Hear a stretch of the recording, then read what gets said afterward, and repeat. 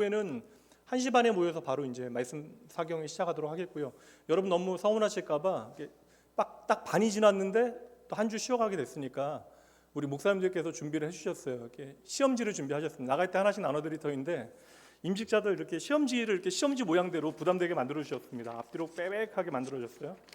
근데 이거 우리 목사님들이 얼마나 좋은가 착한가 하면 옆에다가 힌트가 몇 페이지 있습니다도 다 써주시고, 그래서 20문제를 여러분들이 좀 시간 얼마나 귀한 시간이에요. 사실 1시간 이상씩 이렇게 말씀 공부하는 시간 갖는데 여러분 잘 점검하실 수 있도록 집에 가서 이거 스스로 시험 보시고 3월 2일 날 와서 베끼지 마시고 집에서 2주일 동안 잘 시험 보시고 그냥 그대로 이렇게 말아서 가져오시면 우리 목사님들께서 잘 채점해 주실 거예요.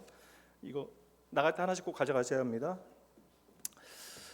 오늘 주제는 성령을 따라 사는 삶인데, 이게 자기를 사랑하는 방법이 바로 성령을 따라 사는 삶이다. 그러니까 내가 나를 제대로 용납하고 사랑하기 위해서 우리는 성령님과 함께 살아야 한다라는 것이 오늘의 주제입니다. 그래서 전체 주제는 여러분 in Christ, 우리가 예수 그리스도 안에서 하나님께서 우리의 삶에 이루신 놀라운 일들이 있는데, 하나님께서 이루신 놀라운 일들을 우리가 얼마나 풍성하게 내 삶에 누리고 있는가, 이것은 결국 이제 하나님과의 관계를 통해서, 두 번째는 내가 나를 과연 제대로 사랑하고 있는가, 이것을 통하여 확인할 수 있다는 것입니다. 그래서 이제 도형 한번 보여주시겠어요? 그 옆에 그림.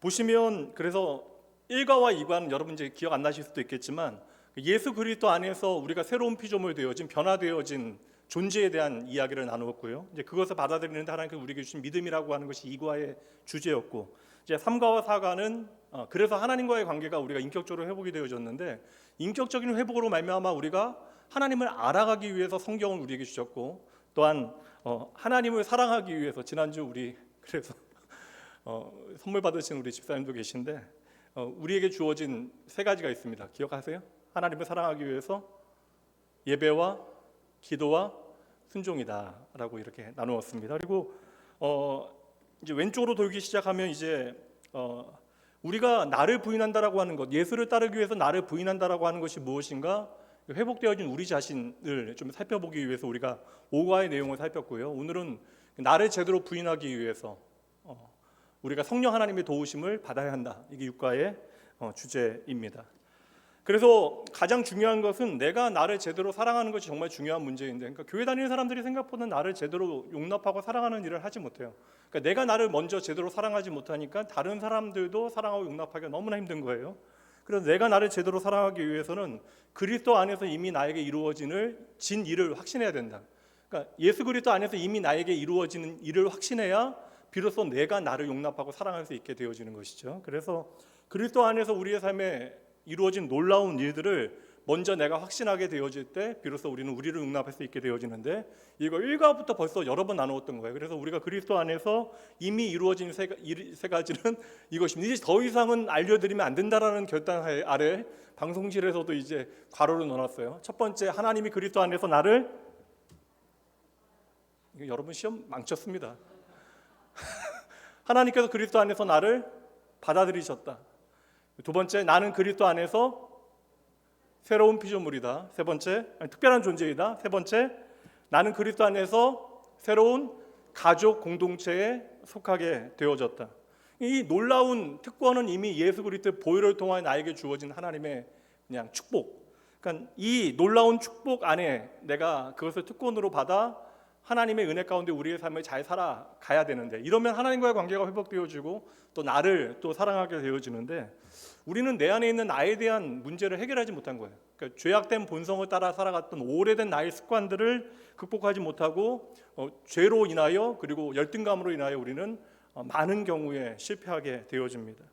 그래서 우리가 계속해서 내 안에 있는 어떤 열등감이 되어졌건 아니면 어떤 영적인 교만이 되어졌건 반대로 패배의식이 되어졌건 간에 그것들에 시달리게 되어질 때에는 우리가 먼저 해야 되는 것은 무엇이에요? 하나님의 약속의 말씀을 믿는 거예요. 그리고 믿음으로 그것을 선포하는 것으로부터 우리는 출발해야 됩니다. 이 말씀 한번 읽어보도록 하죠. 갈라디아서 2장 20절 하반절 말씀입니다. 함께 읽어봅니다. 나를 사랑하사 나를 위하여 자기 자신을 버리신 하나님의 아들을 믿는 믿음 안에서 사는 것이라. 그래서 우리가 지난주 말씀과 오늘 말씀에 겹치는 부분이 있을 거예요. 그리고 그것을 구체적으로 우리의 삶에 적용하기 위하여 성령께서 우리의 삶에 이루어가는 일이 무엇인지를 구체적인 삶의 정황 가운데 우리가 오늘은 좀 더 살펴보도록 하겠습니다. 우리는 예수 그리스도로 말미암아 이미 새로운 시민권, 그러니까 신분증을 갖게 되어졌어요. 그러니까 계속해서 말씀드리는 것은 우리가 오해하는 건 뭐냐면 이단들이 계속해서 도전하는 건 뭐예요? 우리가 좀 그럴듯한 사람이 되어져야 무언가를 하나님을 위하여 해야 하나님의 사랑을 받을 만한 자격이 있다. 근데 기독교 진리와 가장 먼 곳에 있는 이야기입니다. 우리가 괜찮아 보여야 그리스도인이 되어지는 것이 결코 아니라는 거예요. 이미 우리는 예수 그리스도 안에서 하나님의 영원하신 계획 가운데 그 섭리 가운데 이미 변화되어진 존재라고 하는 사실을 믿어야 하는 거예요. 그래서 이 사실 제대로 믿게 하기 위하여 우리의 삶에 하나님께서 보내주신 가장 좋은 것, 가장 좋은 선물이 있는데 바로 그분이 성령이십니다. 제가 또 5장 샀거든요. 우리 목사님 통해서 우리 커피 상품권 5개를 샀는데 오늘도 가져오겠다는 마음먹어 놓고 왔어요. 다음번에 드릴게요. 그래서 우리가 꽤 괜찮은 삶을 살아가야 하나님께서 사랑하실 만한 어떤 자격을 얻게 되어지는 것이 아니라 이미 예수 그리스도의 보혈로 말미암아 우리의 의로움과는 상관없이 우리는 이미 예수 그리스도 안에서 완전히 변화되어진 존재임을 내가 기억해야 하는 것이. 그래서 이것 제대로 우리가 붙들고 살아갈 수 있도록 우리 마음 안에 보내주신 분이 성령님. 그래서 예수님께서 성령을 우리에게 보내주실 때에 또 다른 보혜사라고 설명하고 계세요.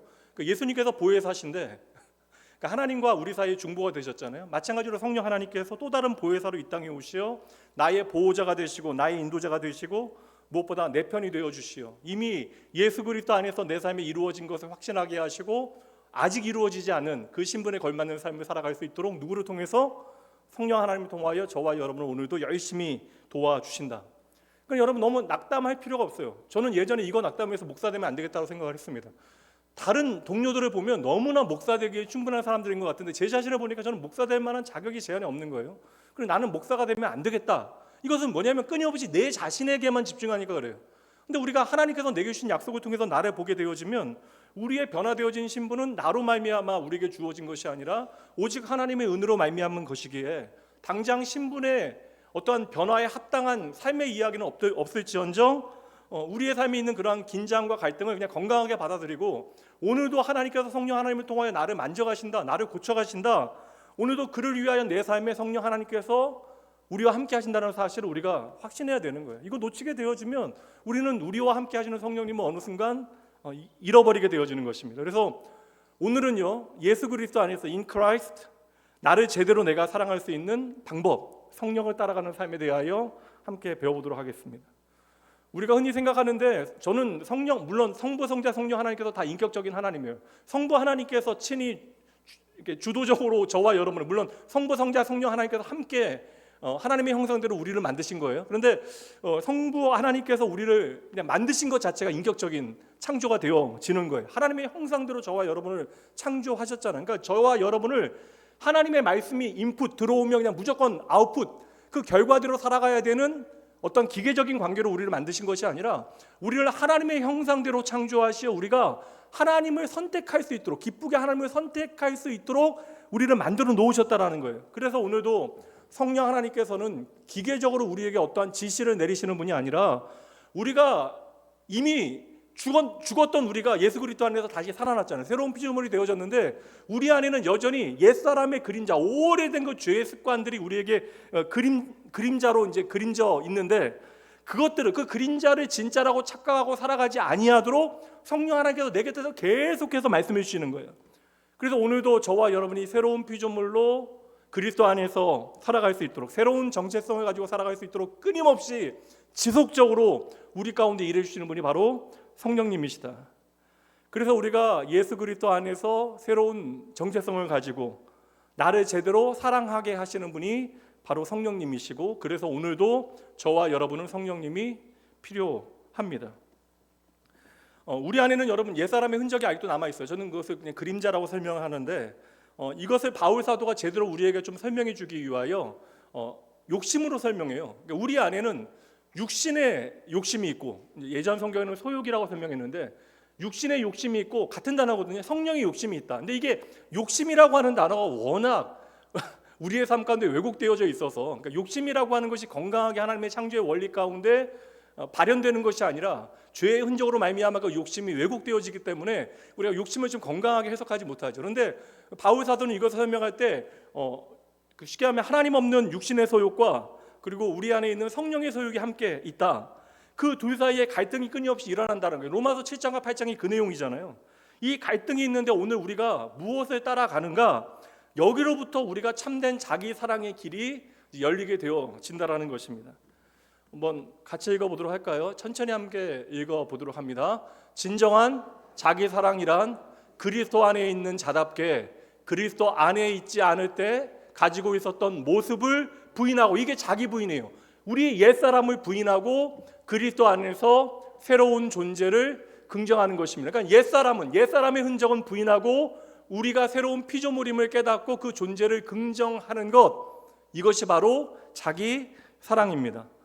그러므로 우리가 알아야 되는 건 무엇이냐면, 우리가 지혜롭게 분별해야 되는 것은 무엇을 부인해야 되는가, 그리고 무엇을 긍정해야 되는가, 무엇을 버리고 무엇을 받아들여야 하는가, 이게 이제 중요한 문제가 되어지는 것이고, 오늘은 이것을 좀 구체화하는 작업을 좀 해보도록 하겠습니다.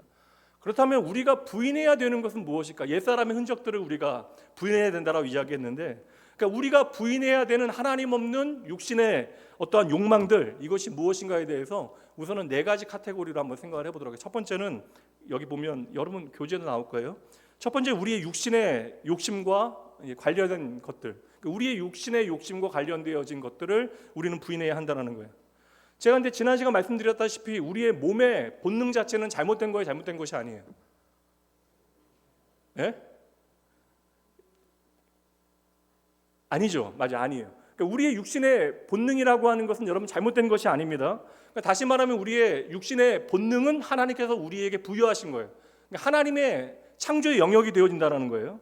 그러니 이 육신의 본능이라고 하는 것은 우리의 생존뿐만 아니라 우리에게 주어진 삶의 시간을 행복하게 살아갈 수 있도록 하나님께서 만드신 것이다. 그러니까 육신의 본능 자체는 우리가 부인하는 것이 옳지 않아요. 그래서 중세 캐톨릭 교회 안에서, 로만 캐톨릭이죠, 안에서 쾌락 자체를 부정하는 금욕주의요, 그로 인해서 세븐 데들리 신이라고 해서 7가지 절대 죽음에 이르게 되어지는 죄가 나오는데, 거기 보면 많이 먹는 것도 죄고 뭐 그런 게 다 죄예요, 여러분. 탐욕과 뭐 그런 거 다 죄입니다. 그러니까 이 중세 교회는 이것을 자체를 오해한 거예요. 그러니까 내 몸을 제어하는 것, 그래서 금욕하는 것 자체가 이게 자기를 부인하는 것이다라고 이렇게 이해하게 되어진 것이죠. 근데 말씀드린 대로 육신의 즐거움을 추구하는 마음 자체는 하나님께서 우리에게 주신 것입니다. 근데 문제는 이 적절한 선이 있는데, 그러니까 인간다움, 하나님께서 우리에게 주신 그 인간다움, 하나님의 형상이라고 하는 그 인간다움의 범위를 넘어서지 않아야 되는데, 문제는 그 제어 장치가 고장나게 되어진 거예요. 우리가 하나님 안에 거하지 않으므로 죄의 사슬에 매어지게 되어지는 순간으로부터 어둠의 자녀로 그 범위가 고장나기 시작한 것이죠. 그래서 제어가 제대로 되어지지 않는 거예요.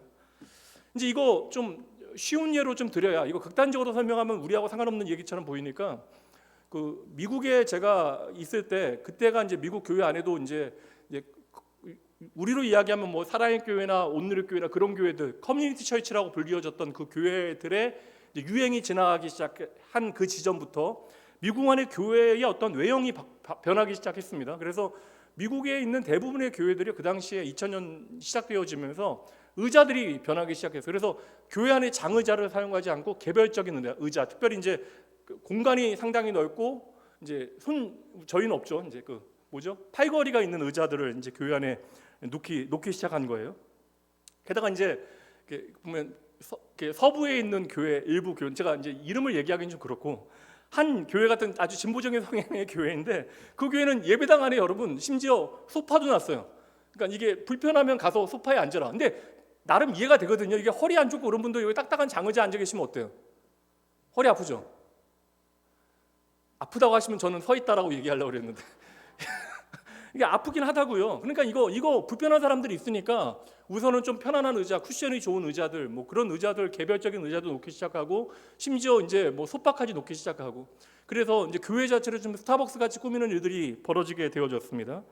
그러니까 미국 안에 사실 1930년대부터 좀 특이한 교회들이 생겨났는데, 그 드라이브인 처치라고 해서 주차장에 교회를 만든 거예요. 그래서 차에서 내릴 필요 없이 그냥 차에서 주차장에 차를 대고 거기서 예배드릴 수 있는 교회들이 만들어졌는데, 제가 있었던 사실 남부 지역은 바이블 벨트라고 아주 보수적인 그런 지역이었거든요. 근데 거기서도 이제 그 교회 하나가 그레이스 플래노라고 하는 교회가 있는데, 제가 지도에서 일부러 찾아봤어요.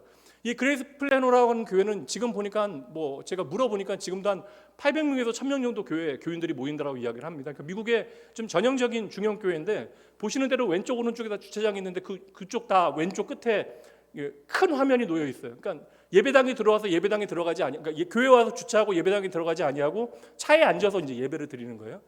그런 드라이브인 철치들이 많이 생기게 되어졌습니다. 물론 여러분 이러한 교회가 필요했던 이유들이 분명하긴 한데, 저는 이제 의아하긴 하죠. 예배당에 들어가서 예배당에 공간이 많이 남아 있는데 그럼에도 불구하고 차에 앉아서 예배하는 사람들이 있어요.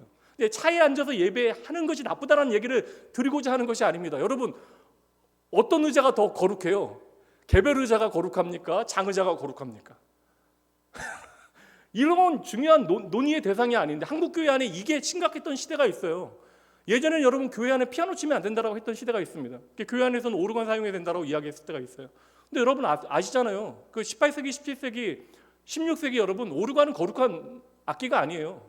원래는 이거 술집에서 사용하던 것이었습니다. 다 대중적으로 사용되기 시작하면서 교회에서 사용, 파이프 오르간을 제외하고.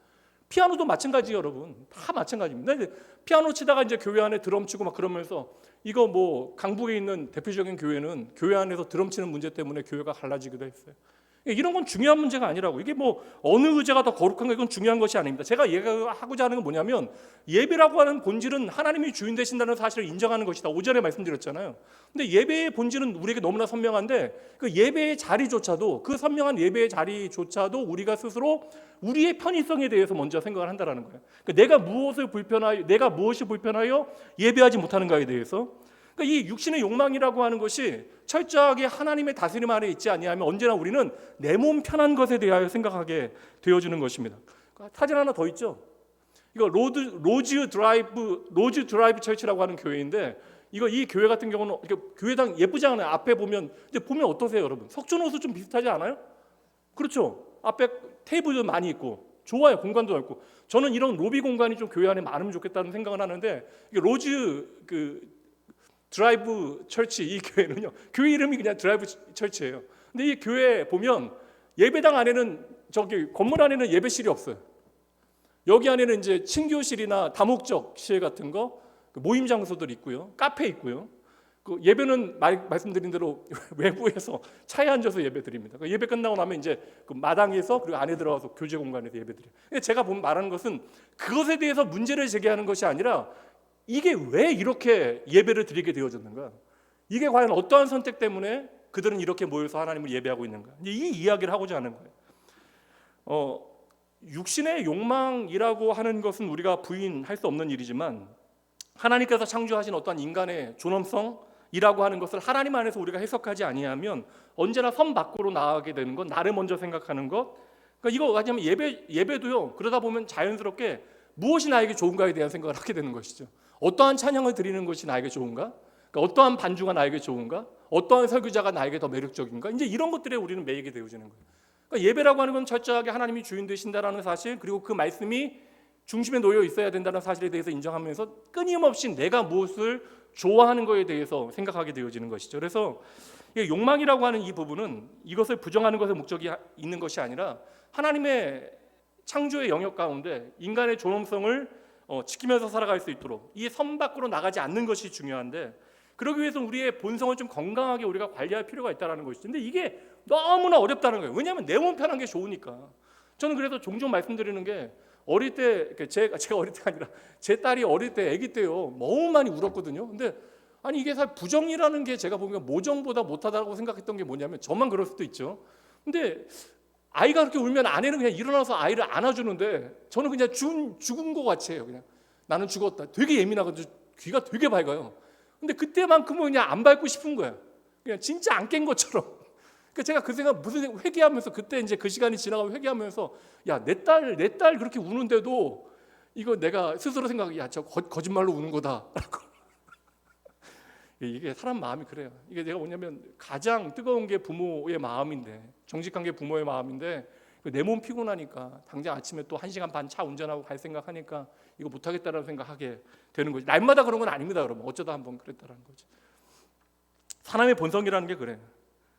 인간다움이라는 건 그래서 제가 이야기하는 것은 때로는 효율을 좀 부정하는 일이다. 효율적이지 않은 일을 선택하는 것이고 내가 스스로 무언가를 포기하는 것, 내 몸의 즐거움을 포기하는 것으로부터 도리어 인간다움은 선명해질 수 있다. 그래서 저는 교회 안에서 열심히 무언가를 내가 내가 가진 무언가로 열심히 섬겨본 사람들, 이제 그 사람들이 교회를 더 사랑하게 되어지는 거죠. 그래서 첫 번째는 그런 육신의 욕심이요. 그러니까 하나님 없는 육신의 욕심들을 우리가 잘 관리해야 된다라는 거예요. 이거 우리가 부인하는 일이 우리의 삶에 있어야 된다. 두 번째, 세상의 가치관입니다. 이거 너무 범위가 많아서 교회 안에서 이 이야기 맨날 하다 보면 오늘 낮에 제가 조금 얘기해서 예배의 문제를 가지고 잠시 말씀을 드렸지만 이거 정말 어려운 문제거든요. 모든 사람들은 여러분 세상의 모든 사람들은 그냥 전제예요. 세상의 모든 사람들은 돈과 명예와 권력을 추구합니다.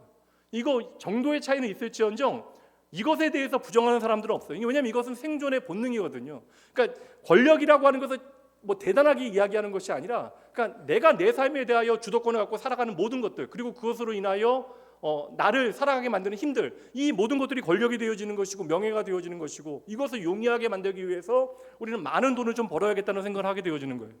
근데 제가 생각해 보면 돈이나 권력이나 명예 같은 것도 여러분 그 자체로 나쁜 것은 아니거든요. 그러니까 죄악된 세상이 그럼에도 불구하고 여러분 돌아갈 수 있도록 하나님께서는 여러 가지 시스템을 만드셨어요. 심지어 뭐 전쟁이나 정부나 뭐 여러 가지 뭐 사회적인 역사나 현상이나 모든 것들 하나님께서는 뭐 군대나 이런 것도 뭐 하나하나 얘기하면 너무나 범위가 넓어지니까 이 모든 것들이 하나님의 어떠한 은사적인 측면으로 우리의 삶에 주어질 수 있는 것이기 때문에 돈과 명예나 권력 자체를 우리가 아예 부정하는 것은 건강한 태도가 아닙니다. 근데 문제는 무엇이냐 말씀드린 대로 돈과 권력과 어떠한 명예 같은 것들이 수단이 되어지는 것이 아니라 우리의 삶에 어떠한 목적이 되어질 때 다시 말하면 그것들이 우리의 삶에 절대적인 가치를 갖게 되어질 때 이것들은 우리가 반드시 부정해야 되는 대상이 되어져야 된다. 이것들을 부정하는 것이 자기 부인이 되어지는 것이다. 여러분 생각해 보세요. 하나님의 원리 우리가 쉽게 하면 이 세상이 여전히 돌아갈 수 있도록 하나님께서는 노동의 원리를 만들어 놓으셨어요. 그래서 우리가 땀 흘려 수고하여 먹고 사는 것이 하나님의 그러한 일에 대한 원리가 되어지는 거예요. 근데 세상 사람들 어떻게 생각해요? 하나님께서는 땀 흘려 일해서 먹고 살라라고 이야기하셨는데 그 죄악된 인간의 본성은 어떻게 하기를 원해요? 땀을 흘리지 않고 먹고 살기를 원하는 거예요. 그렇잖아요. 땀을 가능하면 적게 흘리고 먹고 사는 것을 그냥 능력 좋은 사람, 수완 좋은 사람으로 여기게 되어집니다. 근데 이거 철저하게 세속적인 노동에 대한 가치, 세속적인 세계관이 되어지는 거예요. 그러니까 성경적인 직업 윤리가 아니라는 것입니다. 성경적인 노동과는 제가 말씀드린 대로 노동의 대가로 내가 일한 대가로 그 열매를 우리의 경제적인 이익으로 취하여 살아갈 것을 하나님께서는 말씀하고 계신다는 거예요. 모든 직업에는 그래서 여러분 직업 윤리가 있습니다. 이거 청교도 정신 가운데 기독교 윤리관 가운데 아주 중요한 것인데 모든 영역 주권이 있어요. 우리가 살아가는 목사뿐만 아니라 우리가 가지고 있는 교회를 섬기는 일들 말고도 우리가 살아가는 모든 자리에 대한 영역 주권은 하나님께 있는 거예요. 이것을 깨달아야 되는데 영역 주권에 대한 이야기만 해도 1시간 해야 되니까 그러니까 모든 직업에는 나름의 요구되어지는 하나님의 원리, 윤리가 있다. 근데 여러분 신기한 게 뭐예요? 많이 배운 사람들은 더 잘해야 되는데 뭐 정치인들이나 고위 공직자들 검증할 때마다 뭐 늘 문제가 생기잖아요. 이게 좀 지나면 나아지겠지. 반면교사 삼아야 될 거 아니에요. 저러면 안 된다는 거 알면서도 계속해서 반복되어지는 문제. 다들 잘 아실 만한 분들이 계속해서 그러한 일들을 계속해서 만들어냅니다. 그러니까 그렇게 생각해 보면 이들만의 문제가 아니라 세상 모든 사람들의 문제일 수도 있겠다. 어느 시대라고 여러분 땅에 대한 관심이 없었겠어요? 성경 시대에도 땅에 대한 관심이 그렇게 지대했는데 이 부동산에 대한 관심 교회에 있는 사람들도 다들 가지고 있어요.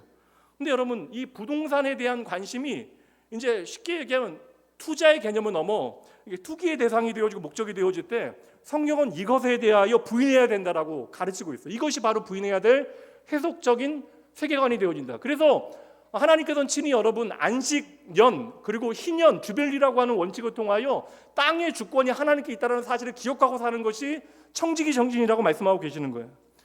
물론 부동산 많이 내가 가지고 있으면 대대손손 잘 살 수 있는 어떤 경제적인 기반을 마련하는 것이죠. 근데 여러분 한번 생각해 보세요. 여러분들이 얼마만큼의 자산을 마련해야 얼마만큼의 많은 땅을 마련해야 여러분의 자손들이 대대손손 잘 먹고 잘 살겠습니까? 여러분들이 그렇게 해서 얻은 것들이 여러분의 자손을, 여러분의 자녀를 정말 하나님 나라에서 복되게 할 수 있어요? 도리어 여러분, 우리가 하는 어떠한 일들은요, 자녀를 복되게 하기보다는, 물론 세상을 편리하게 살 수 있는 방법을 배울지 몰라도 여러분, 하나님 나라에서는 어리석은, 누가복음에 나오는 어리석은 부자와 같이 만드는 일이 되어질 수 있다는 거예요. 그런 의미에서 저는 초등학교 아이들은 잘못 아니에요. 초등학교 아이들이 건물주 되겠다는 것은 부모의 잘못이에요. 이 시대의 잘못이고, 그리고 이 시대를 살아가는 어른들의 잘못이 되어지는 것입니다. 아이들의 꿈은 그래서는 절대 안 된다는 거예요. 그래서 여러분, 교회는 무엇을 해야 돼요? 이러한 세속적인 가치관, 이러한 가치관을 가지고 다 살고 이러한 것들 부추겨주고 격려해주면 좋은 것이 세상의 가치관이니까, 힘들어도 여러분, 좀 어려워도 이러한 세속적인, 하나님 없는 세속적인 가치관을 부인할 수 있도록 계속해서 성경적인 가치관, 하나님의 가치관을 우리가 배우고 익히기 위해서 함께 협력해야 된다. 이것이 바로 하나님의 몸된 교회로 하나님의 몸된 교회로 우리가 함께 자라날 수 있는 과정이 되어지는 것이죠. 여러분, 우리 아이들이 공부 열심히 해서 좋은 대학 들어가면 좋잖아요. 근데 저는 이게 여러분, 이거 얘기 안 할래. 얘기하면, 근데 저는 정말 이렇게 좋은 대학 들어가면 좋죠. 우리 아이들이 좋은 대학 들어가면 좋죠. 근데 저는 당장 항상 오늘 오전에도 말씀드렸지만, 이게 내 가족에게 할 수 있는 조언인가 아닌가를 저는 계속 고민을 하거든요. 그러니까 내가 내 자녀에게, 내 아내에게, 내 가족에게 할 수 있는 조언인가? 근데 교회 안에서 여러분, 우리의 자녀들이 열심히 공부해서 좋은 대학 들어가는 거 격려해주고 박수 쳐줘야죠. 귀한 일이 되어집니다. 근데 여러분, 그 대학에 들어가는 것 때문에 여러분, 우리가 박수 쳐서는 안 된다. 하나님께서 단 한 번이라도 우리를 대학으로 평가하신다면 여러분, 교회 안에는 입시반 만들어야 돼요. 열심히 우리 아이들 공부하게 해서 좋은 대학 들여보내는 일이 우리의 우선순위가 되어줘야 합니다. 도리어 우리가 해야 되는 일은 무엇이에요? 세상의 가치관은 너무나 선명하잖아요. 그러니 성경적으로 생각하고 성경적으로 살아갈 수 있는 일을 배우고 가르치는 일에 우리가 열심히 해야 하는 것이죠. 두 번째, 이러한 세속적인 가치관, 하나님 없는 우리가 세계관을 좀 버리기 위해서 있어야 되고요. 세 번째는 우리가 부인해야 되는 것은 우리 안에 남아있는 나쁜 습관들입니다. 제가 오전에도 말씀드렸지만, 제가 20대 30대 저를 보면서, 그리고 교회 안에 성도들을 보면서 제일 고민했던 게 이 부분이거든요. 우리의 육신적인 그런 못된 습관들이 예수 믿어도 계속해서 남아있다라는 거예요. 이제 여러분 잘 보세요. 이제 예를 들면 기질적인 여유로움은 너무나 좋은 거예요. 저는 타고나기가 여유롭게 태어난 사람, 그래서 잠시 좀 게으르게 보일지라도 자신에 대하여 너그럽고 다른 사람들에 대하여 용납 잘하는 사람들 보면 아주 좋다라는 생각. 왜냐하면 저는 이것을 부단하게 연습해서 이제 갖게 되어진 것이라면, 어떤 분들은 그냥 자연스럽게 이게 몸 안에 배어 있는 분들이 있거든요, 기질적으로. 근데 여러분, 그냥 게으름이라고 하는 것은 여러분 나쁜 습관이에요.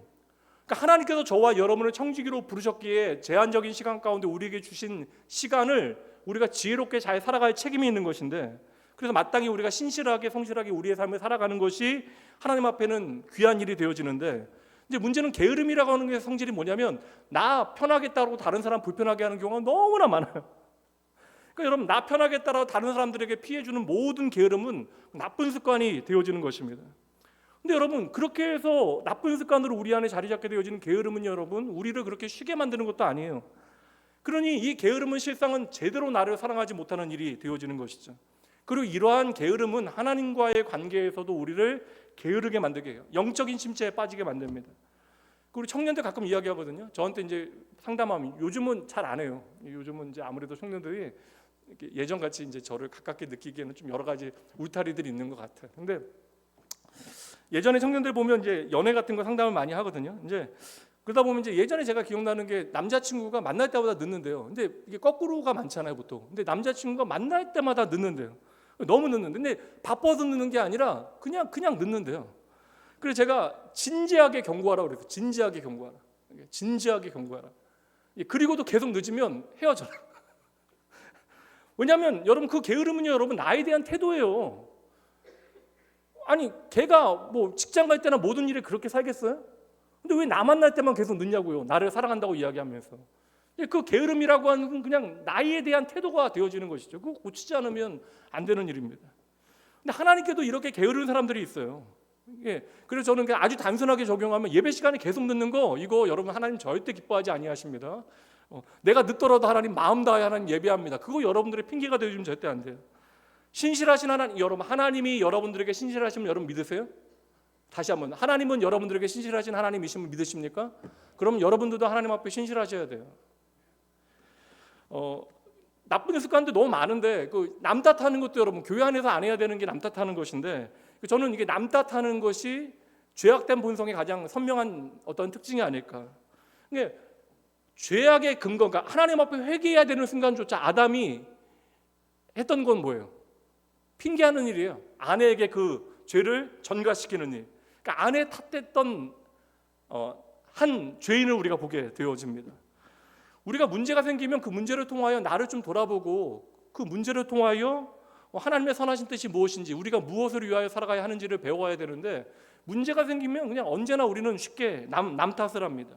이제 이거 물론 뭐 반대로 자기 탓도 문제예요. 지나친 자기 탓도 이건 문제가 되어지는데, 사실 근데 지나치게 자기 탓하는 사람보다는 대부분 여러분 남 탓하게 되어집니다.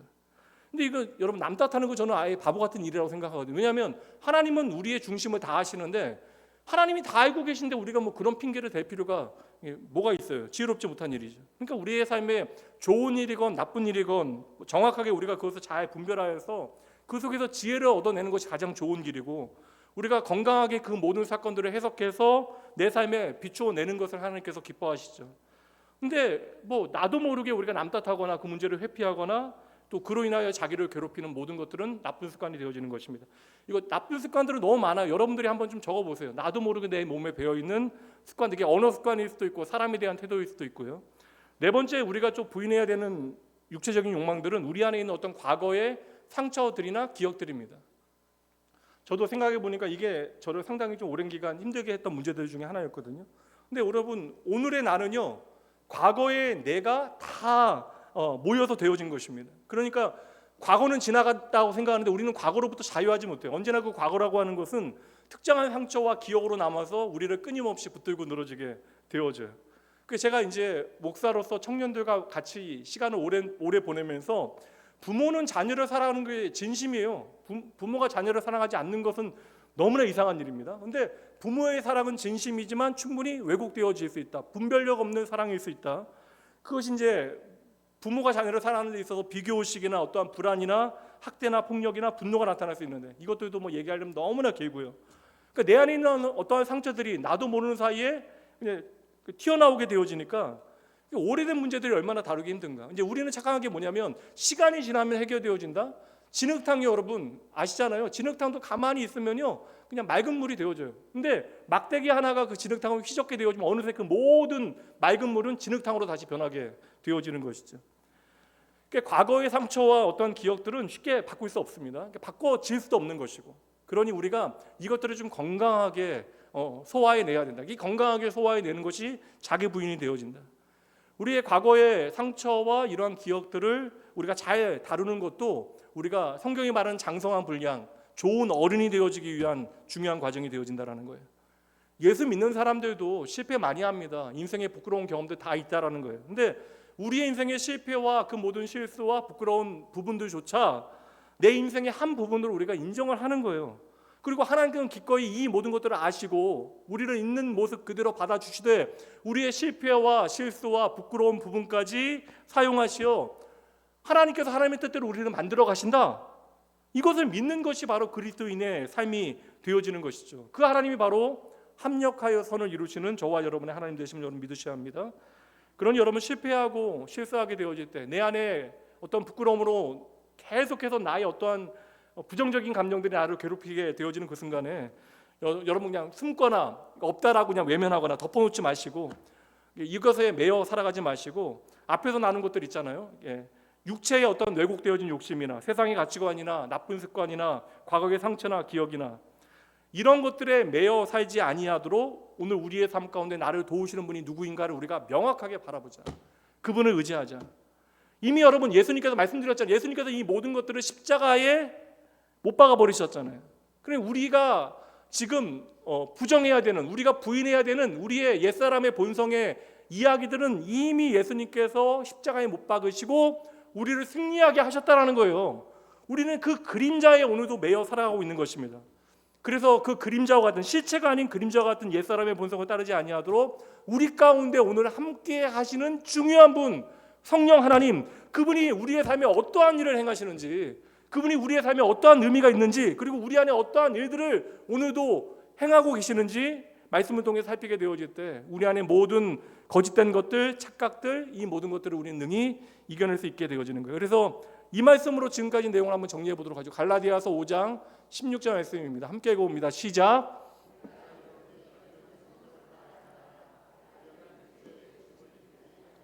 여러분, 예수 믿는 사람들에게 주어진 거예요. 성령에 대한 이야기라는 건 성령이 이미 우리 가운데 있다라는 거잖아요. 그러니까 성령을 따라 행하라. 이미 우리가 성령의 사람인데, 근데 우리 안에 육신의 욕심이 있다라는 거예요.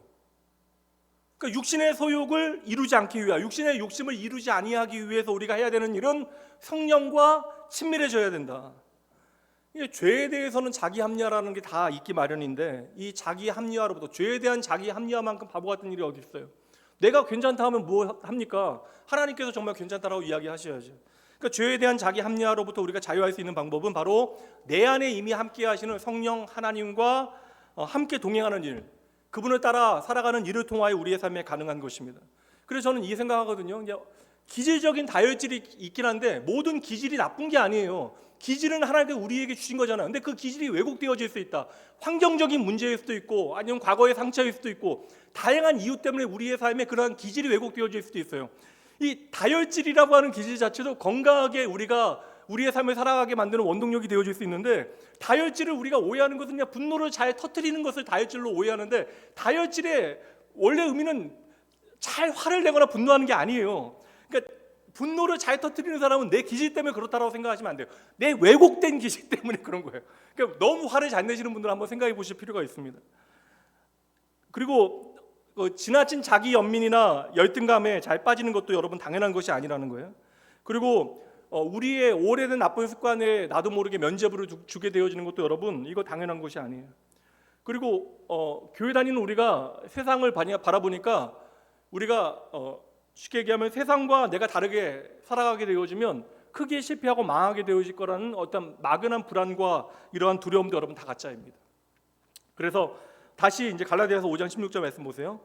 바울 사도가 지금 성령을 따라 행하라라고 말씀하고 있는데, 이 성령을 따라 행하라는 의미가요, walk by the Spirit, live by the Spirit. 이게 의미가 뭐냐면 성령님과 함께 걸어가는 것, 그리고 성령님 곁에서 살아가는 것이라고 하는 의미가 되어지는 거예요. 삶의 의미가 되어지는 거예요. 그러니까 성령님과 함께 걸어가는 것, 성령님 옆에서 살아가는 것, 이것이 바로 성령을 따라 행하는 길이 되어지는 것이다.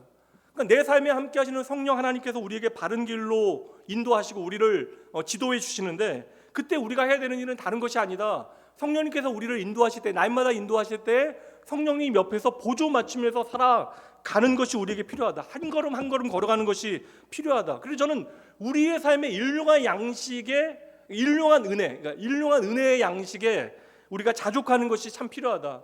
왜 하나님께서는 번거롭게 날마다 이스라엘 백성들에게 만나를 주셨을까? 아침마다 왜 만나를 거두는 수고를 하게 하셨을까? 날마다 그들의 생명을 책임지시는 분이 하나님이시면 배워내기 원하셨던 것이죠. 그러니까 우리 생각하기는 그래요. 장차 10년 후에 20년 후에 우리의 그 10년 후에 20년 후에 30년 후의 모습을 우리로 하여금 확인하게 하시고 그렇게 오늘을 우리가 살아가면 좋겠다라고 생각하는데, 하나님은 그렇게 먼 곳에 빛을 비추지 아니하시고 우리의 발등에 빛을 비추신다라는 것이죠. 그리고 발등에 비추시는 빛에 따라서 한 걸음 한 걸음 걸어가게 하세요. 때로는 그 하나님께서 비추시는 빛을 따라 살아가는 것이 우리에게 두려움이 되어질지언정, 하나님께서는 기꺼이 성령 하나님을 통하여 우리를 격려하시어 그 믿음의 걸음을 한 걸음 한 걸음 걸어가게 하시는 것입니다. 그 동안에 우리는 하나님께서 우리의 삶에 원하시는 것이 무엇인지, 오늘 내 삶에 함께 하시는 하나님의 마음이 무엇인지를 성령 안에서 배워가는 거예요. 이거 여러분 우리가 평생 해야 되는 것입니다. 이제 내가 권사 되어지니까, 내가 안수집사 되어지는 기니까, 이제 장로 되어지니까 이제 나는 이거 좀 이제 자유할 수 있다. 이제 나는 절대 흔들리지 않는다. 여러분 그 사람들이 넘어지는 사람들이에요. 이거 여러분 놓치게 되어지면, 우리가 날마다 성령 하나님과 함께 동행하고 그리고 날마다 성령 하나님 옆에서 살아가지 아니하면 우리는 크게 자빠지고 크게 넘어지게 되어지는 거예요. 그러니 우리 안에서 스멀스멀, 쉽게 얘기하면 못된 것들, 우리가 부인해야 되는 온갖 나쁜 것들이 올라오게 되어질 때 우리는 성령 하나님께서 오늘 나에게 무엇이라고 말씀하시는지 귀를 기울여야 하는 것이에요. 이 자리에 결혼 20년 이상 되신 분 한번 손들어 보실까요? 결혼 20년 이상. 대부분이죠. 20년. 여러분 제가 눈으로 본 분은 빼고요. 우리 백기덕 집사님 어디 계시죠? 백교도 집사님 어디 계세요? 백교도 집사님 방송실. 백교도 집사님은 빼고요. 제가 봤어요. 얼마 전에 두 분이 손잡고 가는 거 봤어요. 저분들은 빼고. 결혼한 지 20년 넘으신 분들 연애하실 때는 나란히 걸으셨잖아요. 그렇죠? 팔짱도 끼고 나란히 걸으면서 손도 잡고. 왜 지금은 안 하세요? 그 세상 뻔한 나쁜 농담이 있잖아요. 50대 넘어서 손잡고 다니면 불륜이다. 부부 사이에 여러분 대화가 깊어지기 위해서는 우선 옆에 서는 일부터 잘해야 되는 거 아니에요, 여러분? 마찬가지 우리가 성령 하나님과 친밀해지기 위해서는 그 옆에 서서 보조를 맞추는 일을 우리가 잘해야 하는 것입니다. 근데 우리가 성령 하나님의 일하심을 어떠한 신비한 영역으로 만들어 놓기 원하는 거예요. 그러니까 성령 하나님이 갑자기 내 꿈에 나타나셔서 신비하게 내 삶에 어떠한 예언과 같은 말씀을 주시기를 우리는 기대하는 것이죠. 여러분 이거 그러실 수 있죠? 근데 일반적인 게 아닙니다. 우리가 날마다 성령님과 동행하지 아니하니까 하나님께서 이렇게라도 성령님을 통해서 우리의 삶을 일하실 수도 있다. 그럼 먼저 회개하셔야 돼요. 내가 날마다 주님과 성령님과 동행하지 않았군요 라고 하는 것을 회개하셔야 합니다. 이거 제 예를 들 수밖에 없으니까 제가 제 아내하고요 첫 데이트를 한 게 32년 전입니다. 그러니까 첫 데이트를 할 때 제가 영화표를 끊었고요. 그 아내가 밥을 사줬어요. 영화 재밌게 보지 다 기억이 나죠. 지금 32년 됐는데도 기억이 아주 선명합니다. 근데 밥을 먹고 영화를 보고 밥을 먹으러 갔는데 아내가 데리고 간 데가 당시에 쉽게 얘기하면 경양식 집인데 경양식 집 중에는 샤갈에 눈 내리는 그런 거 있었잖아요 옛날에. 근데 약간 독일어 같은 이름이었어요. 근데 지금 기억은 안 납니다. 거기에 이름은 기억 안 나는데 그 장소도 기억나요. 가게는 없어졌지만. 근데 거기 가서 밥을 먹으려고 앉았는데요. 그때부터 식은땀이 나기 시작했어요. 왜냐하면 가서 딱 앉으니까 여러분 이게 그런 데 가서는 여러분 포크하고 나이프 하나 있으면 끝이에요.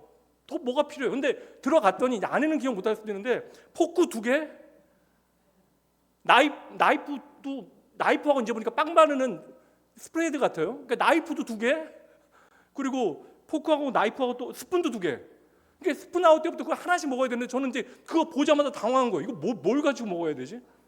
근데 그 첫 데이트니까 멋져 보여야 되고 뭔가 좀 아는 것처럼 이렇게 좀 해야 되는데 뭘 골라야 되는지 몰라서 제가 지금까지도 식은땀 나던 그때 그냥 티는 안 냈지만 너무나 그 자리가 힘들었어요. 여러분, 근데 저는 지금은요 포크가 3개이건 나이프가 4개이건 전혀 당황하지 않습니다. 왜냐하면 그때부터 이미 아예 공부를 했어요. 공부. 이런 게 나오면 어떻게 먹어야 되는가, 밖에서부터 어떻게 먹어야 되는가, 어떤 순서로 먹어야 되는가, 어떤 손에 들어야 되는가 일부러 공부를 했습니다. 그냥 제대로 배웠어요. 그러니까 아무리 여러분들이 비싼 밥을 사주셔도 저는 당황하지 않습니다. 이제 여러분 하나님께서 예수 그리스도 안에서 우리에게 주신 축복이요. 우리가 이제는 하나님의 집에 초대되어져서 초대됐는데 이게 아들의 자격으로 초대되어진 거예요. 그리고 아버지의 식탁에 앉게 되어졌는데 우리 앞에는 말도 안 되는 여러분 정찬이 차려져 있는 것입니다. 근데 그걸 여러분 우리가 옛날 통닭 먹듯이 손으로 뜯어 먹을 수는 없잖아요. 다시 말하면 하나님께서 우리의 삶에 허락하신 놀라운 축복이 있는데 그 내가 이전에 경험하지 못했던 이 놀라운 축복을 내가 기쁨과 감사함으로 제대로 누리기 위해서는 이것을 받아들일 수 있도록 이것을 열심히 좀 배우고 익히는 작업이 필요하다. 이것 위해서 오늘 우리는 이 자리에 이 시간 함께 모여 있는 거예요. 오후 시간까지.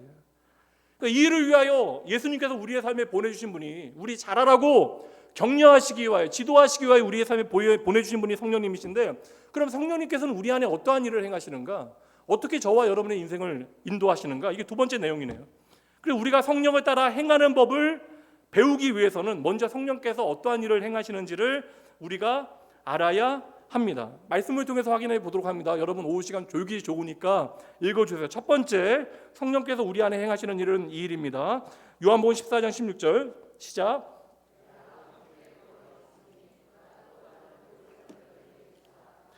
영원토록 너희와 함께 있게 하겠다. 첫 번째 여러분 성령께서 하시는 일, 고급스러운 표현 사용할게요. 제가 성령은 우리 가운데 내주하십니다. 성령은 우리 가운데 내주하십니다. 근데 막상 교회 다니는 사람들, 신앙생활 하는 사람들 가운데 이거 제대로 인식하지 못하는 사람들 많아요. 그러니까 성령은 내주하시는데 그 내주하신다는 사실을 모르고 살아가는 사람들이 너무나 많습니다. 근데 제가 생각해 보니까 저도 이거 성령 하나님께서 일하신 흔적이구나라는 사실을 뒤늦게 깨닫게 되어진 것이 너무나 많아요. 그러니까 우리가 예수 처음 믿을 때 이제 내 안에 성령이 계시다. 이걸 우리가 제대로 좀 배우고 또 알려주는 일은 정말 중요합니다. 우리가 예수를 믿게 되어진 그 순간으로부터 이미 우리의 삶에는 성령 하나님께서 함께 하신다. 이것을 우리가 제대로 깨닫고 배우는 일들이 반드시 필요하다는 것이죠. 그래서 저는 이런 의미에서, 그러니까 성령의 역사의 현재성을 강조하기 위해서 뭐 부흥회 때나 찬양할 때나 손들고 찬양하면서 성령님 오시옵소서, 이곳에 임하시옵소서, 그 현재성에 대한 의미는 제가 이해할 수는 있어요. 그러나 여러분, 성령님은 우리가 초대한다라고 해서 오시는 분이 절대 아닙니다. 우리가 맨날 성령님 오시옵소서 오시옵소서 하면 성령님은 답답해서 우리에게 말씀하시고, 얘야 이미 나는 여기 있다. 이거 되게 낭만적이지 않아? 네 안에 나 있다. 이거 얼마나 낭만적이에요. 그래서 우리가 성령 하나님께서 내 안에 있다는 사실을, 계시다는 사실을 우리가 예수 그리스도의 이름을 통해 확신하고 이거 믿고 우리가 신앙생활 오늘도 함께 하고 있는 것입니다. 그러니 예수님께서 우리 안에 성령님 보증해 주시잖아요. 영원히 우리와 함께 하신다. 오늘 영원히 나와 함께 하시고 내 안에 내주하시는 성령 하나님, 여러분 우리가 믿어야 되는 거예요. 첫 번째, 성령님은 우리 가운데 내주하십니다. 영원히. 두 번째, 요한복음 16장 13절 말씀 읽어주세요. 시작. 인도하시리니 그가 스스로 말하지 않고 오직 들은 것을 말하며 장래 일을 너희에게 알리시리라. 근데 우리가 성령에 대해서 오해하는 게 뭐냐면 뒤에 부분만 우리가 말씀을 살피게 되어지는 거예요. 뭐 찾는 거 있지? 찾아.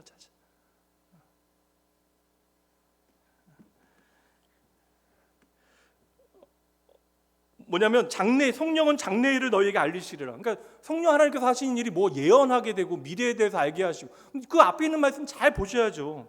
성령께서 진리 영대에 성령께서 임하게 되면 가장 먼저 하시는 일이 뭐예요?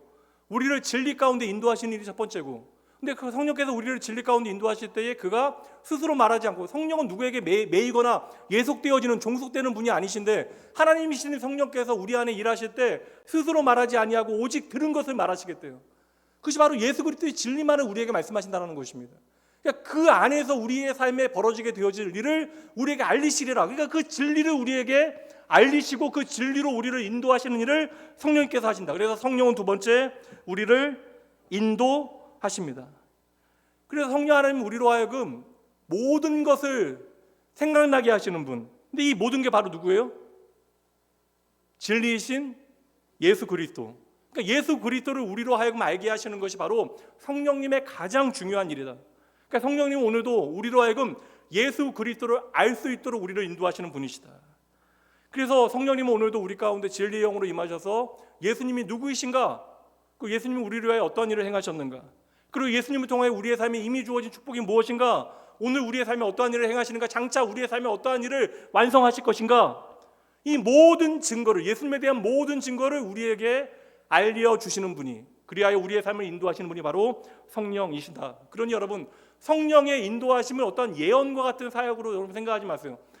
미래의 신비한 일을 맞춘다 할지라도 여러분, 이건 뭐 적당하게 이야기하는 무당들도 하는 일이잖아요. 그러니까 미래의 어떠한 일들을 신비하게 맞추는 것이 성령의 능력이 아니라, 그러니까 여러분 이거 있잖아요. 내가 이 회사를 주여 가야 할까요? 그리고 내가 뭐 이 사람과 결혼해야 할까요?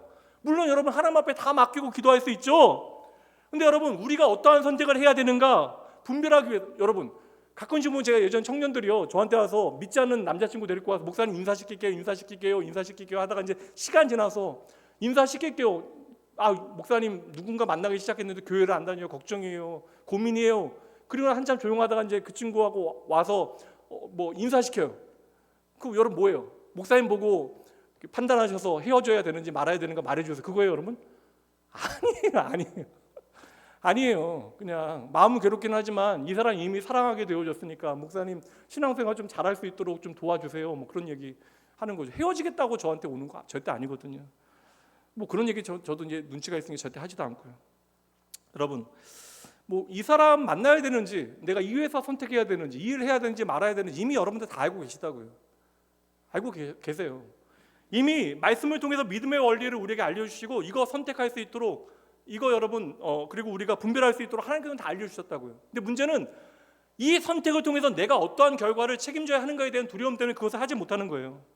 그러니까 성령님의 가장 중요한 일은 내가 어떠한 일을 해야 되는가 말아야 되는가, 이거 쪽지게처럼 부채도사처럼 뭐 알려주시는 게 아니라 성령님의 주대 관심은 우리를 진리 가운데 이끌어내시는 거예요. 그래서 우리로 하여금 좋은 선택할 수 있도록, 그리고 우리가 제대로 분별할 수 있도록 모든 것을 깨닫게 하시고 모든 것을 가르치시는 분, 그래서 예수 그리스도 안에서 내 삶을 이해하고 바라볼 수 있도록 저와 여러분의 삶을 인도하시는 분이 바로 성령이십니다.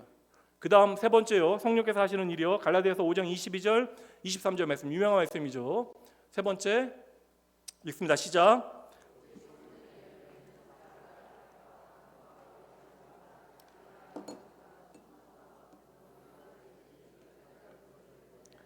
전제는 성령의 열매는 반드시 있다. 이것은 반드시 나타나야 된다. 금지할 법이 없다 이거예요. 그러니까 세 번째는요, 성령께서 우리를 인도하시는 대로 우리가 잘 따라 살게 되어지면 우리의 삶에 반드시 있는 결과가 있다. 열매가 있다. 그것이 바로 성령의 열매이다. 그래서 9가지가 나오잖아요. 사랑과 기쁨과 화평과 인내와 친절함, 선함, 진실함, 온유, 절제. 근데 이 9가지가 펼쳐지는데, 이거 9가지면 개수가 벌써 9개인데 여러분, 이걸 성령의 열매라고 하는 단어는 단수로 표현하고 있어요. 그러니까 성령의 열매를 한 가지로 설명하고 있다는 거예요. 그렇다면 이 9가지는 각각의 성령의 열매들이 아니야. 나는 지금까지 2개 맺었는데, 나는 3개 맺었는데, 이게 아니에요 여러분. 우리 안에 성령께서 일하셔서 우리의 삶에 맺어가는 성령의 열매의 성질, 특성이 어떠한 건가를 우리에게 보여주는 거예요. 그러니까 우리가 성령의 인도하심에 따라 제대로 예수님 따라가게 되어지면 우리 안에 변해야 되는 것은 다 예수님의 성품이거든요. 이 성품이 우리 안에 먼저 번해야 된다. 그러니까 우리 안에 성품이 변하는 과정이 바로 열매가 자라나는, 열매라고 하는 것이 얼마나 멋진 비유예요. 열매라고 하는 것은 여러분 한순간에 뭐 오늘 내가 눈 감고 내일 보니까, 자고 나서 보니까 열매가 뭐 맺어 있다, 그게 아니잖아. 열매라고 하는 것은 여러분 점진적으로 우리 안에 자라나야 하는 것입니다. 여러분의 인생에 꼴 보기 싫은 사람 한 명쯤은 있으시죠? 여러분의 인생에 그냥 여기는 없다고 우리가 우선 해보죠. 네. 그러면 여러분 직장에서 꼴 보기 싫은 사람 한 사람은 있죠? 왜 그러세요? 왜 이렇게 갑자기 거룩한 척을 하세요? 한 사람들은 있잖아요. 정말 보기 싫은 사람. 그냥 내가 돈 버는 일 때문에, 뭐 이런저런 일 때문에 내가 좀 보기 싫은. 그러니까 내가 정말 선대하면서 최선을 다하지만 전혀 변하지 않는 사람들 있잖아요. 이런 문제로 고민하는 분들, 또 청년들 저한테 고민 상담 지금도 합니다.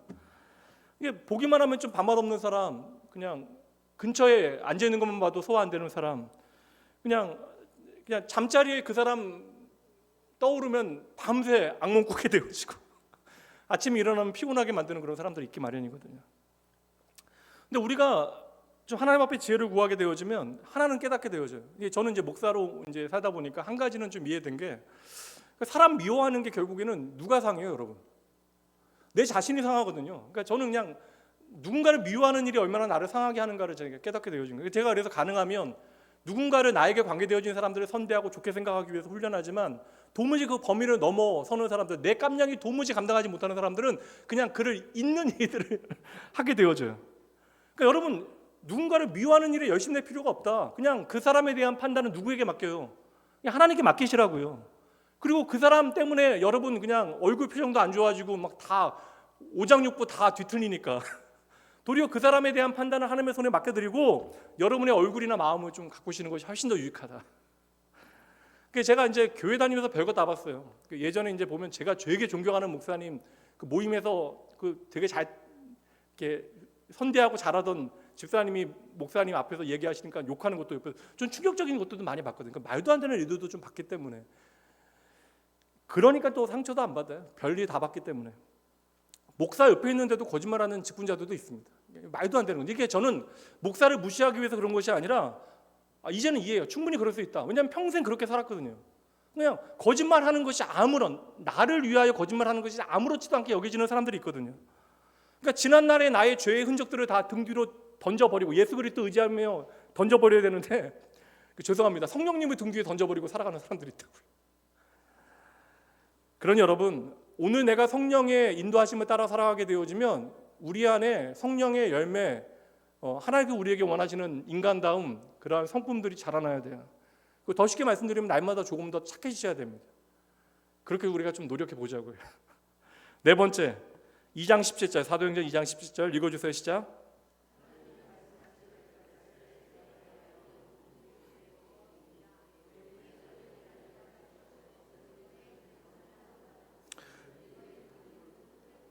여기서 뭐 자녀, 젊은이, 늙은이 아니에요. 무론대서하고 하나님의 사람들은 하나님의 꿈을 꾸게 되어진다. 그러니까 세상은 절대 가질 수 없는 하나님의 꿈을 우리가 갖게 되어진다.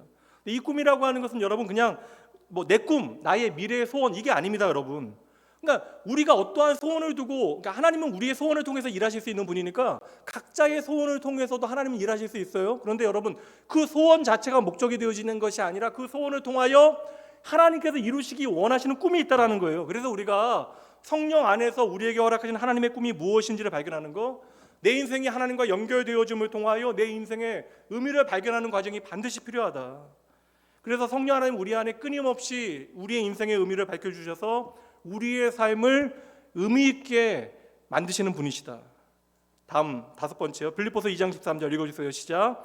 너희 안에서 행하시는 이는 하나님이시니 자기의 기쁘신 뜻을 위하여 너희에게 소원을 두고 행하게 하신다. 근데 하나님께서는 보세요. 하나님의 꿈을 우리에게 연결지어 그 꿈만 주시는 분이 아니라 그 꿈을 우리의 삶에 차근히 이뤄갈 수 있도록 무엇을 주세요?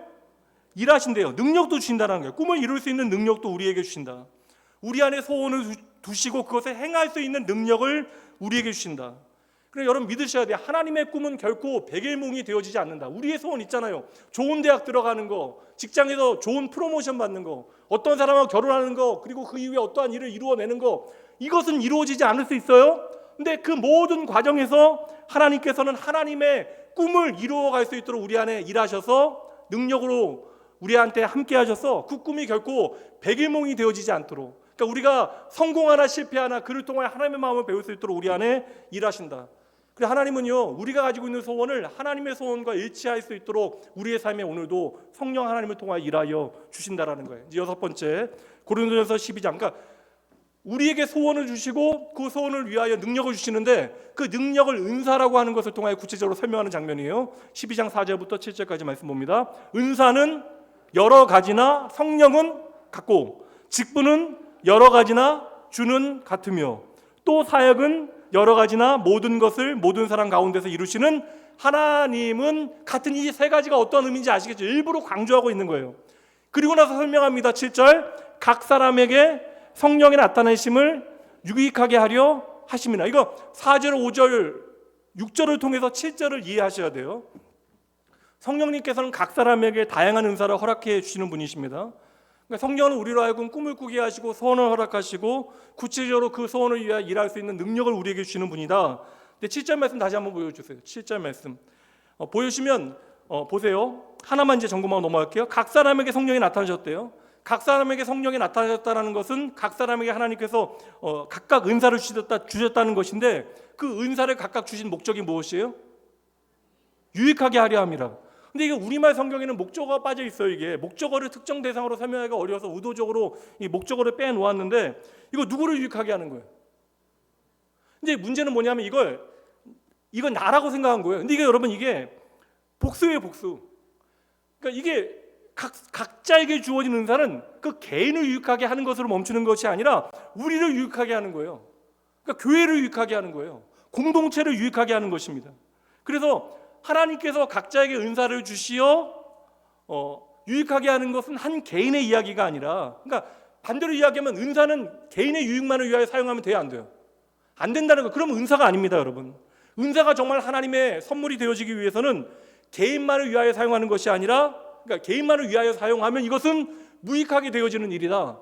각각이 주신 은사는 우리를 위하여, 주의 몸된 교회를 위하여, 공동체를 위하여 사용할 때 이것이 유익하게 되어지는 것이다.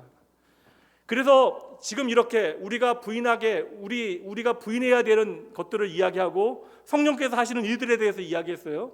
그래서 성령께서 하시는 일을 통하여 우리는 제대로 내 자신을 부인하게 되어지는 것인데, 우리 안에 성령께서 제대로 일하신다. 이것을 우리가 네 글자로 뭐라고 이야기합니까? 성령 충만이라고 말하는 거예요. 그래서 이 말씀 딱입니다. 제가 너무나 좋아하는 말씀이에요. 에베소 5장 18절 말씀 시작. 술 취하지 말라. 이는 방탕한 것이니 오직 성령으로 충만을 받으라. 이거 보면서 막 어떤 분들은 술을 취하지 않도록 마시면 되냐, 그런 질문을 하지 마시라고요. 이거 술을 먹고 안 먹고의 문제가 아닙니다. 여기서 술 취하지 말라, 이건 방탕하다, 오직 성령으로 충만을 받으라. 왜 술 취하는 것과 성령 충만, 말도 안 되는 것 같이 비교하겠어요? 어떤 의미인지 아시겠습니까? 여기서 말하는 것은 주도권의 문제예요. 우리가 술에 취한다는 것은 뭐의 지배를 받는다는 거예요? 술의 지배를 받는다는 거예요. 그러니까 성령 충만이라는 것은 누구의 지배를 받아야 된다? 성령님의 지배를 받아야 된다. 이 의미가 되어지는 것입니다. 우리가 성령 하나님의 인도하심에 따라 살아가는 것, 그래서 그분의 지도 아래 우리의 인생을 순종함으로 살아가는 것, 이게 바로 성령 충만이다. 여러분, 저에게 하나님은 이제 너무나 인격적인 분. 제가 이번 주에도 성령님에 대해서 묵상하면서 어떤 생각이 있냐면, 저에게 성령 하나님은 너무나 따스한 분이거든요. 저는 그래서 성령 하나님 생각할 때마다 저를 좀 저의 삶의 자리에서 좀 포근하게 안아주신 분, 나의 실수를 책망하지 아니하시고 나의 삶에 그럼에도 불구하고 내가 다시 일어날 수 있는 소망의 이유가 무엇인지를 깨닫게 하시는 분. 물론 아주 제가 엉망일 때는 그냥 광풍과 같이 제 삶에 몰아닥치는 때도 가끔 있으시지만, 대부분 제 삶에 성령 하나님 생각하면요, 너무나 따뜻한 분, 성령 하나님 너무나 인격적인 분. 오늘 우리 안에 계시는 성령 하나님 너무나 인격적인 하나님.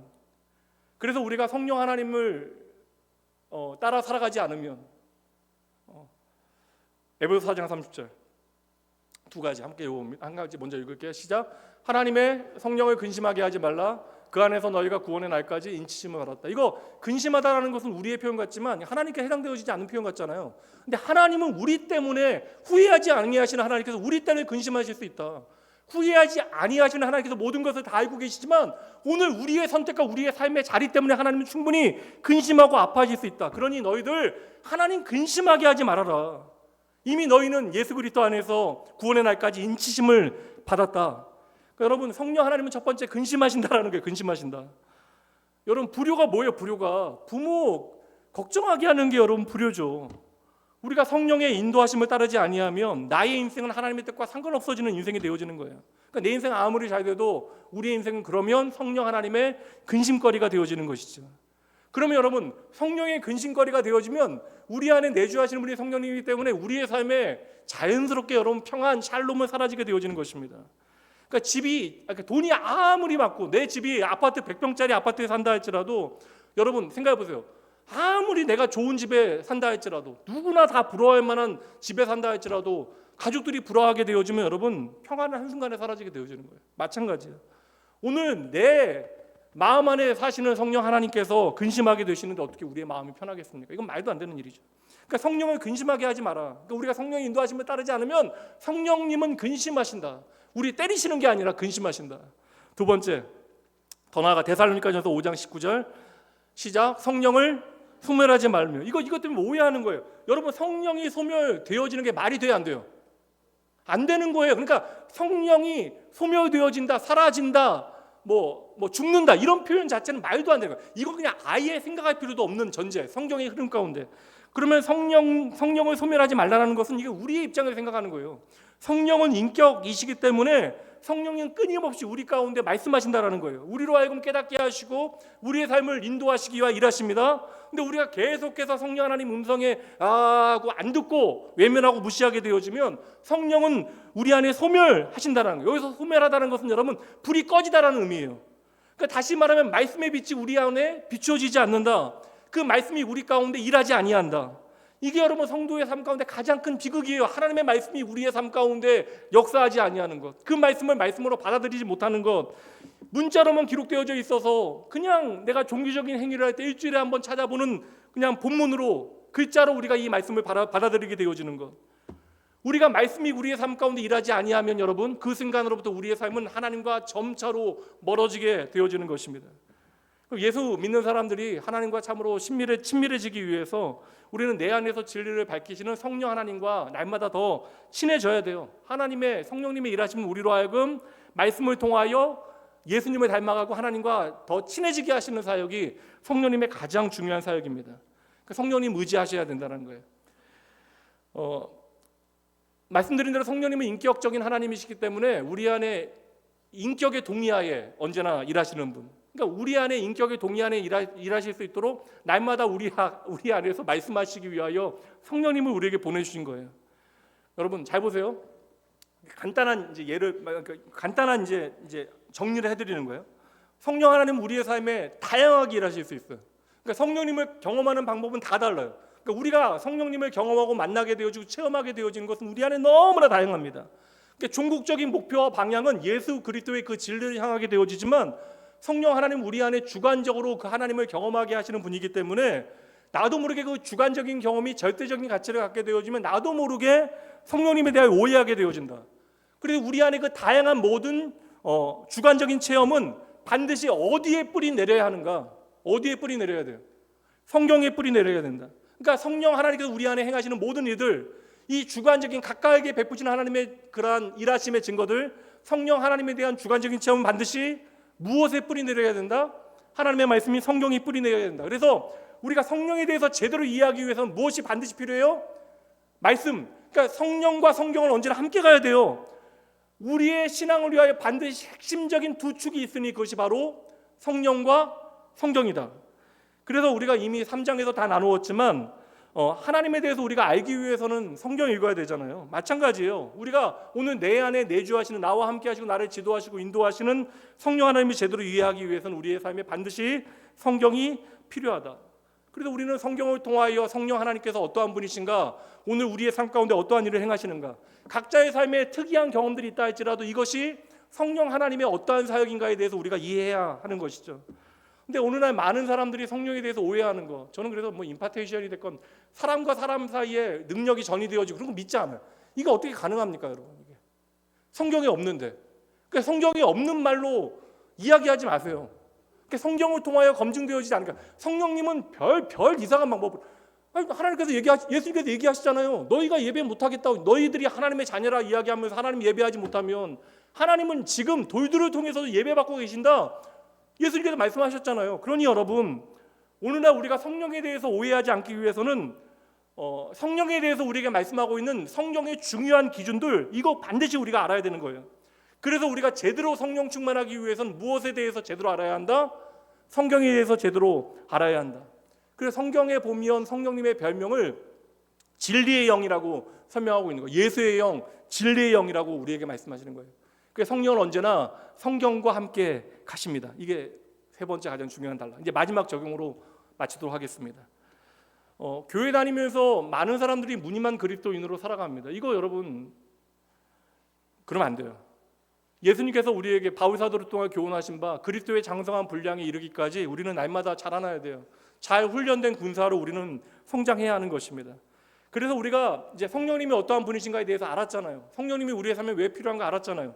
그러니까 우리가 내 자신을 사랑하기 위해서 성령님과 더 친밀해져야 되는데, 우리가 성령 충만하기 위하여 성령님을 통해 우리가 날마다 건강하게 자라나기 위하여 첫 번째 먼저 우리가 기도하는 가운데 침묵과 묵상이 필요합니다. 그래서 우리가 하나님을 사랑하기 위해서 기도가 필요하다. 그때 제가 말씀드린 게 기도는 대화이다. 근데 기도는 여러분 대화이기 때문에 내 이야기만 하면 안 된다라는 거예요. 그러니까 그래서 우리가 기도하는 가운데 내 이야기만 하는 것이 아니라 하나님께서 우리에게 하시는 말씀을 좀 우리가 귀 기울일 필요가 있다. 저는 이게 묵상이 되어지는 것이고 이게 침묵이 되어지는 것이다. 근데 이것은 열심히 훈련해야 돼요. 왜냐하면 훈련하지 않으면 우리가 딴 생각이 계속 나기 때문에 우리는 하나님께 집중하기 위하여 잠잠히 하나님 바라보며 묵상하고 침묵하기 위해서 이것을 계속 연습해야 됩니다. 저는 나름의 각자마다 방법이 있잖아요. 저는 그래서 말씀 묵상하고 기도하는 중에 일부러 산책을 좀 합니다. 그래서 말씀 묵상하고 좀 머리가 무겁거나 말씀이 제 안에 잘 적용이 되어지지 않을 때는 그냥 일부러 나가서 산책해요. 백조구문도 몇 바퀴 돌고 그냥 계속 돕니다. 그냥 묵상이라고 하는 것은 계속해서 곱씹어 보는 거예요. 근데 여러분, 세상에 대해서 곱씹는 것은 우리로 하여금 계속해서 상처받게 하고 어려움 가운데 우리를 힘들게 만들지만, 하나님의 말씀을 계속해서 우리가 묵상하는 것, 곱씹어 보는 것은 우리에게 언제나 유익해요. 100% 유익합니다. 그래서 우리가 하나님에 대하여 묵상하게 되어질 때 하나님께서는 성경의 진리를 통해 우리에게 언제나 말씀하신다. 그래서 우리는 기도 중에 침묵과 묵상이 반드시 필요하다는 거예요. 두 번째, 일상에서 성령님의 인도를 받는, 그래서 연습을 해야 한다. 앞서 계속 얘기한 건 뭐예요? 우리 안에는 육신의 소욕과 성령의 소욕이 있다고요. 그러니까 우리 안에 세상의 소리와 성령의 소리, 게다가 내 소리도 있어요. 그러니까 내 소리가 이제 결국에는 성령의 소리에 가까워지는가, 세상의 소리에 가까워지는가, 이게 중요하긴 한데, 이 모든 것들이 한꺼번에 섞여서 들려오게 되어질 때 우리가 잘 분별하는 법을 배워야 하잖아요. 그러니까 우리가 잘 분별하여 들을 것을 들어야 하는 그 귀가 우리에게 필요한데, 하나님께서 말씀을 통하여 우리 안에 확신을 주실 때 그 일하시는 방법이 바로 성령의 역사가 되어지는 거예요. 이 일은 여러분 경험치가 중요합니다. 계속해서 우리가 경험을 해봐야 돼요. 그러니까 매일 여러분 성령 하나님의 인도하심을 받아 살아가지 않았던 사람 있잖아요. 갑자기 어느 날부터 되는 게 아니라고요. 한 번은 가능해요. 근데 우리의 삶 전체가 성령 하나님의 인도하심을 따라 날마다 우리가 살아가기 위해서는 우리의 삶에 연습이 필요하다. 말씀과 기도하는 시간을 여러분 반드시 내셔야. 이거 안 되면 절대적인 시간이 필요해요. 아무리 안 해도 절대적인 어느 기본적인 시간은 필요합니다. 말씀과 기도하는 시간을 여러분 내셔야 되고, 그 가운데 말씀드린 대로 묵상과 침묵을 통하여 하나님의 뜻이 무엇인가를 우리가 배워가야 돼요. 이러한 연습이 우리의 삶에 반드시 필요합니다. 세 번째, 성령께서 하시는 중요한 일은 우리가 예수를 닮아가도록 돕는 것이다. 성령께서 원하시는 것은 결국 우리가 예수님 닮아가는 거예요. 예수님 더 사랑하고 예수님 닮아가는 것. 그래서 우리가 성령의 인격적이고 세미한 음성을 듣는 훈련을 열심히 하게 되어지면 그때로부터 내 안에 하나님의 말씀이 살아 일하기 시작하는 거예요. 이거 뻔한 세상의 관계의 원리인데, 금묵자학 뭐예요, 여러분? 친한 대상 닮아간다는 거 아니에요. 그러니까 우리가 성령 하나님과 친밀해지면 성령님께 물이 든다라는 거예요. 그러니까 우리가 성령님께 가까워지면 가까워질수록 우리의 삶에 성령의 열매가 맺힌다. 우리가 변화되어진다. 그 열매는 바로 예수님의 성품이 되어지는 것이고, 그래서 자연스럽게 여러분, 우리가 성령 하나님의 인도하심을 따라 예수님의 성품을 닮아가게 되어지면 그러한 그리스도인의 삶에는 건강한 정체성과 함께 누가 보기에도 매력 있는 사람들이 되어져요. 세상과 사람에 대하여, 나에 대하여 건강한 정신과 가치를 가지고 살아가게 되기 때문에 그러합니다. 네 번째, 성령을 따라 살아가게 되어질 때 성령은 우리가 성령의 전에 속한 존재임을 보여주십니다. 그러니까 예수 그리스도를 통하여 우리 안에 성령과 함께하게 되어지면 내가 성령의 전이라고 하는 사실을 확신해요. 성령은 이미 우리 가운데 내주하시고 우리와 영원히 함께하신다. 에베소서 2장 22절 함께 읽어봅니다. 너희도 성령 안에서 하나님이 거하실 처소가 되기 위하여 그리스도 예수 안에서 함께 지어져 간다. 우리는 이미 예수 그리스도 안에서 낙원교회 안에 함께 지어져 가고 있다. 이를 위하여 우리는 직분의 자리에서 주의 몸된 교회와 한 영혼을 섬기게 되어지는 거예요. 이미 여러분 예수 그리스도 안에서 하나님께서 우리 안에 이루신 모든 일들에 대해서 말씀드렸어요. 그때 특별히 공동체에 대해서 우리가 세 가지로 말씀드렸어요. 삼위일체 원리 가운데 우리는 그리스도의 몸이고 하나님의 집이고 성령의 전이라고 말씀드렸습니다. 이거 다음 2주에 질문하면서 아닐 수도 있고요. 그래서 우리가 성령님에 대해서 눈뜨게 되어지면 교회가 제대로 보이기 시작해요. 그리고 우리가 성령 하나님과 친밀해지면 교회를 사랑할 수밖에 없다라는 거예요. 젖은 눈으로 내게 주신 교회를 바라봅니다. 이게 저는 꿈 얘기 잘 안 하는데 지난 금요일 밤새 그냥 꿈을 너무 많이 꿔가지고 뭐 렘수면 중에 꾼 거라고 과거를 설명하니까 뇌과학자 이야기하니까 그 뭐 시간은 길지 않았을 수도 있는데 저는 밤새도록 그냥 꿈에 시달렸는데 병원 장례식장 계속 우리 교인들 병원 장례식장 근데 가면 우리 교인인데 얼굴은 모르겠어요. 근데 계속 병원에 밤새도록 장례식장 따라다니고 거기서 그냥 제가 울고 있고 막 그런 꿈만 꾸다가 깼습니다. 제가 여러분들 이렇게 사랑합니다. 그 말씀 드리려는 게 아니라 왜 성령께서 이런 꿈을 꾸게 하실까? 왜 이러한 꿈을 우리가 우리의 마음 가운데 꾸게 되어질까?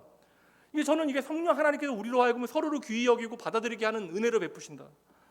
저는 사실 그래서 오늘 낮에도 권사님 말씀드렸는데 먹는 거 좋아하는데 때로는 성도님들 병원 가시면 중요한 수술 받거나 그러면 좀 그냥 금식 때문에 저분이 낫는 건 아니지만 내가 하나님 앞에 좀 하나님 내가 이거 좀 금식하면서 하나님 기도합니다. 그런 간절함을 좀 표현하고 싶거든요.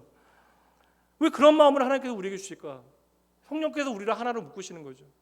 우리가 영원한 하나님의 가족이라는 것을 예수 그리스도 안에서 확인할 수 있도록 성령은 끊임없이 일하시는 것입니다. 여러분 사랑하면 눈이 가게 되어져 있어요. 마음을 나누게 되어지고 그를 위하여 헌신하게 되어집니다. 그러니까 성령은 오늘도 끊임없이 우리를 하나 되게 일하시는 분이다. 그래서 저는 확신합니다. 교회 사랑하지 않는 성령 충만은 없다. 예수 그리스도의 핏값을 통하여 세워진 교회를 애정하지 않는 성령 충만은 결코 없다. 이제 말씀 설교 후에 7과 8과 나누도록 하겠습니다. 이거 자세히 좀 나누도록 할게요.